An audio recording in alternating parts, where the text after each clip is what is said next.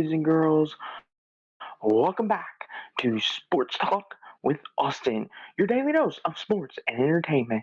And today on the show, we are going to be talking about Week 14, which is Conference Championship Week, as I will go over my preview and predictions for this week in Conference Championship Week. So let's talk about it. I'll give you my prediction, my preview, who I think will win these games, and what impact it might have on the CFP rankings on the final Sunday of December, on the first Sunday of December, excuse me. And let's get into talking about my conference championship preview and predictions. And let's start in Conference USA with New Mexico State taking on number 20 Liberty. And this ought to be a very interesting game because you've got New Mexico State under Jerry Kill, who has turned the New Mexico State program around. He's done really good things for that program, especially getting them to a bowl game last year and now competing for Conference USA again. But they're taking on a red hot, unbeaten Liberty team who has been taken under the radar by a lot of people. And, many people think they may be the team that challenges Tulane for the non-Power 5 New Year's Six slot. Well, if they can beat New Mexico State, they very well may have an argument because they will be unbeaten, and Tulane already has one loss. But and for this game, though, just focusing on this, it's going to be very interesting because Jerry Kill has been known to win some games that not a lot of people, give him credit for or think he can win.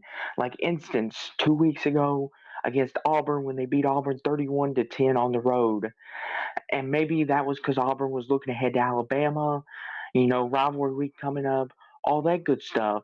But New Mexico State still stunned Auburn in Jordan Hare on the road. Jerry Kill got it done. But Liberty has been playing great offense, great defense, been playing all kinds of good defense and good offense. And a lot of people, including myself, thought Liberty losing Hugh Freeze would be a big loss. They've shown that they still roll on without him, and business is business, as they say. But in this game here, I think it's going to be a really good game. I expect it to be a tight game because both Liberty and New Mexico State are really good coach football teams. But I think the Liberty Flames are rolling. They got things going. I think their defense might make a couple more plays than New Mexico State does in this game. I think Liberty wants to prove that they are legit, that they can be that non-Power 5 team to represent in the NY6 bowl game. I'm going to take Liberty to win this game 27-14 over New Mexico State. Now on to the Pac-12 championship game, edition the final edition of the Pac-12 championship game and final Pac-12 game maybe in history. Number 5 Oregon versus number 3 Washington. This is a rematch that took place earlier in the season, seeing Washington win 36-33 over the Ducks. Ducks this time in Washington. And now this will be on an even neutral site field. This will be in Las Vegas at Allegiant Stadium. There's going to be no home field advantage, even surface. Nobody's going to have an edge. It's going to be the best team wins. There's going to be a lot of Duck and Husky fans divided in that building, but it's going to come down to ultimately the teams. And you can make the argument Bo Nix and Michael Penix are the front runners for the Heisman. You can make the argument Oregon's playing better than Washington, but Washington has won the head to head. This is all very interesting, I think, in a vacuum because both these teams are still in the hunt for the playoffs. Both teams, you know, have one loss or are unbeaten. Washington, they're 12-0. Oregon's 11-1. So both teams are still playing for the playoffs. I think in this game here, both defenses, Oregon more than Washington's has gotten better since then. Oregon's defense has gotten better since that Washington game. Washington's defense has been so-so. It's been lacking in some departments, but Michael Penix, Rome Odunze, and that Huskies high-flying offense has been able to make up for a lot of it. But now they're rematching the Ducks. Both these teams know each other very well. Bo Nix, Michael Penix. This could also decide who wins the Heisman, you know, or who wins the Heisman. I think in this game here, both offenses are playing really great. Oregon's defense, I give the slight edge to right now. They're playing a little better. Oregon's offensive line has been dominating for quite a bit. Bo Nix has not been sacked very much. Penix has been sacked a couple times, but but a lot of that maybe he's holding the ball a little bit longer than Bo Nix too. But in this game here in Las Vegas, I think it's hard to beat a team twice. Utah has shown it could be done because they did it to Oregon and USC back to back years. They've shown it can happen, but it's extremely difficult. You have to have a special brand of team and a special football team to get that done. And I think Washington can get that done, but I think Oregon, they're playing with a better edge right now. I think Bo Nix wants this more. Bo Nix came back to college for this reason, and I think Oregon's playing better football. I've picked against the Huskies a lot this year, and they've proven me wrong. And then the last couple weeks, I finally came around and picked the Huskies. Well, this time I'm going against the Huskies again. So I think Oregon is playing better football. I think they're the better team just by a slight hair. Bo Nix is playing the best football of his career. I got Oregon winning 30-27 over the Huskies. Now on to the Big 12 championship game. Number 19 Oklahoma State versus Texas. And this is very interesting because you got Oklahoma State, who everyone was wanting to fire Mike Gundy after they lost 33-7 to South Alabama, after they got trounced, and then lost to Iowa State 10-7. And now look at what the Oklahoma State done. They won the last edition of the Bedlam. They've gone on a hot winning streak, and Mike Gundy's got this team playing some of the best football in the Big 12. Ollie Gordon, one of the best running backs in all of college football. Well, props to Oklahoma State for getting this far. But then you got number 7 Texas on the other side of the spectrum with Quentin Ewers, a Donald Mitchell, Xavier Worthy, that great front 7 on the defense. The old line's playing decently well, and Texas is still playing for the college football playoffs, and Texas could possibly be the Big 12 champs before they head out to the SEC next season. I think, Texas having that momentum. This game is in Arlington, Texas, by the way. Forgot to mention that. Sorry about that, folks. This, Texas, they do have that momentum of the 10-point win, 34-24 over Alabama and Tuscaloosa earlier in the season. Something that not a lot of teams can say that they've done in recent memory. Texas could say they've done that. Quentin Ewers has played really good football, but they are going to be missing a key piece in their offense. Jonathan Brooks tore his ACL 2 weeks ago against TCU. He was a big part of the running game and part of the offense. He's going to miss for Texas. How much is his impact going to be missed? Is it going to show up in this game? I don't know, because Texas is star-studded across the board. It seems like they could plug and play anywhere. Sarkisian has got something about him that these guys magnitude, but both these teams coming in looking really good. Oklahoma State kind of limping in. They've had some key injuries, more so than Texas, but Oklahoma State's look good for the most part. It's going to be very interesting because you look at this, it's going to come down to the quarterback play and who's more efficient. Alan Bowman has been turning the ball over quite a bit here lately, having a couple 2-3 pick games.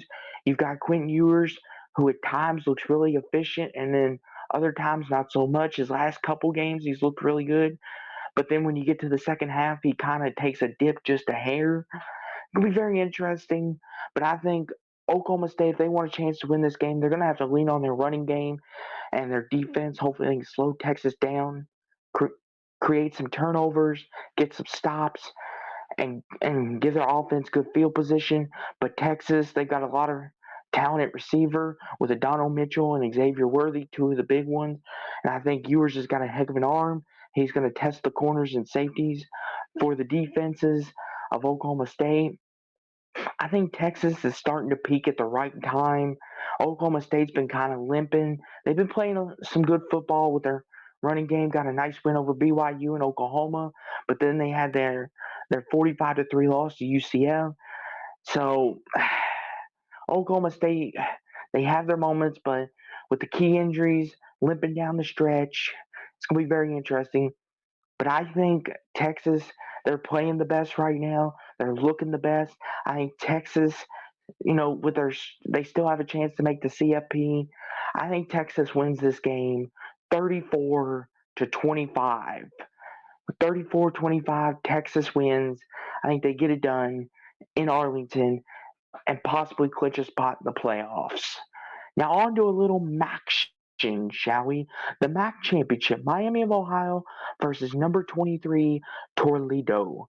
This is very interesting because you've got Miami of Ohio, who, they're a team, the Red Hawks, who played some really decent football out there. They're the quarterback got injured earlier this year. Blaine Gabbert's brother, he got hurt early in the year. Backups come in back in and was able to get some wins. And these two teams met already once this year, seeing Toledo get the win 21-17. Toledo, Jason Candle, played Illinois really close. That was one of their bigger games this year. This is going to be very interesting because both these teams can sling it. Both these teams can run the ball in the MAC. But I think, Miami of Ohio not having a healthy quarterback, that now that they haven't had him for a while, they've had a chance to implement the game plans, but they have not looked the same since Gabbert went out. I think Toledo could take advantage of that. Jason Candle, could they be a possible group of 5 representative in the New Year's Six if things fall their way? Absolutely. But I think Toledo, too much offense. I think they create some turnovers. I think Toledo wins 35-28 over the Red Hawks. Now on to the American Athletic Conference Championship. Number 17 Tulane versus number 25 SMU Mustangs. And this is very interesting because this is also two teams that are fighting for the non-Power 5 New Year's Six opportunity between these two. And it's very interesting. Tulane, Willie Fritz got his team here last year, with Tajay Spears and Michael Pratt, the running back quarterback duo last year that not a lot of people seen coming unless you were a Tulane fan. Now, Tajay Spears gone. Michael Pratt's had a lot of pressure on him, but he seemed to fit the billing, and Tulane is seeming to do it again. In SMU, they're a team that keeps winning ball games, and they dominated Navy. They took Navy to the woodshed. Both these teams are coming in really hot at the right time, playing good football at the right time. But Tulane, I do have to say it is worrisome that they have struggled down the stretch just a little bit with the East Carolinas and the FIUs of the world. But Willie Fritz always finds a way to win. Their only loss this year was to a 10-2 Ole Miss team. Tulane being that it is. SMU is 10-2. So these teams are not separated by much. The Mustangs have an offense that can go like a Mustang that could score in a hurry, but their defense is very suspect. Tulane's defense has been in some hard, grudged out battles. Michael Pratt, I think he's the more experienced quarterback in this game, and Willie Fritz and Tulane have made a believer out of a lot of people. And this is going to be a very fun game, very sneaky game. But I think Tulane, they've been finding ways to win, and I think they continue to find a way to win this game again, win another big game. I got 24-20 Tulane over SMU in a very close one. Now, on to the Sun Belt. Troy versus Appalachian State, the Sun Belt Championship, and this is the last of the non-Power Fives. This is very interesting because you got Appalachian State, who's always been tagged as the spoiler team, so to speak. The teams that, the team that always spoils the seasons for somebody. Heck, they did it with JMU, who JMU, College Game Day was there. And what happened? Appalachian State spoiled their perfect season. And then you got Troy on the other hand. And excuse me, you've got Troy on the other hand, who has been known to pull off a few upsets themselves. Texas State. A lot of people thought Texas State would beat Troy, and Troy beat them.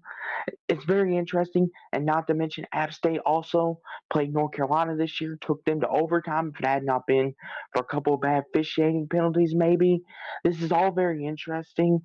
But I think App State having that big game experience over Troy, I think is really going to help them. I think their defense for App State is going to defense for Troy is going to give App State some issues for sure. But I also think App State, I think their offense makes a couple more plays over Troy's stingy defense.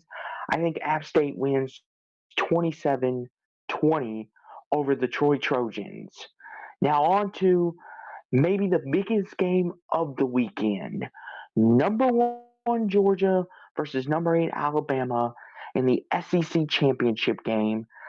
This is going to decide everything in the college football playoffs. You got number one versus number 8. This is the matchup that everyone's clamoring for. Everyone's going to be watching. The whole world's going to have their eyes on this game right here. And I'm looking forward to it myself. Personally, cannot wait. But in this game here, this is a tale of two different teams. Starting off with Alabama, they're a team who struggled at the beginning of the year.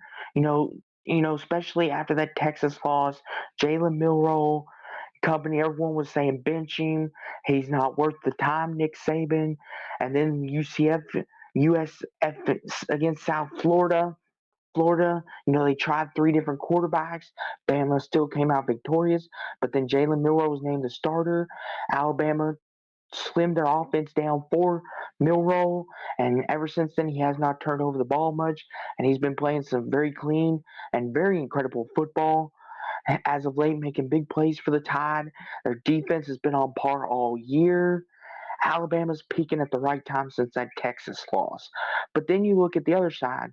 You got number one Georgia, who is not the Georgia of 22 or 21 that won back-to-back natties, who had the best defense in all of college football and the offense to complement it. Georgia's defense is still really, really good. It's nothing to scoff at, but it's not the same Georgia defense that we've seen the past 2 years. But the offense, Carson Beck, Ladd McConkey, Brock Bowers, that offense is still really good. And when Brock Bowers is on the field for Georgia, he's a difference maker, and he he changes the game.